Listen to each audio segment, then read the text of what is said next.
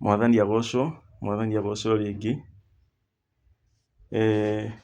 Nĩ ũrĩ wekora situation rĩngĩ ũtũraga rĩngĩ ũhoyagĩra mũndũ mũrwaru, rĩngĩ mũndũ wanyu ũtũraga rĩngĩ wĩkorete situation ũtũraga ũmũhoyagĩra ũkamũhoera na ndũrĩ wona change.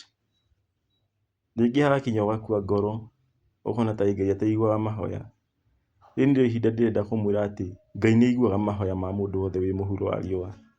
Gũtiramakania ngoro yake ũrĩa ĩhiana, gũtiramakania kana nĩ mũhunjia kana nũ, kana nĩ mũndũ nginya ũhehenjekete ngoro, mũndũ nginya aroneka ta atarĩ na kĩene mũtũrĩre-inĩ. Bata mũnene nĩ tũthiĩ na mbere na kũhoya Ngai nginya ihinda rĩa Ngai rĩkinye. Na rĩrĩa ihinda rĩa Ngai rĩakinya, matua make nĩmo magatuĩka ma kũhinga thĩinĩ wa mĩtũrĩre itũ.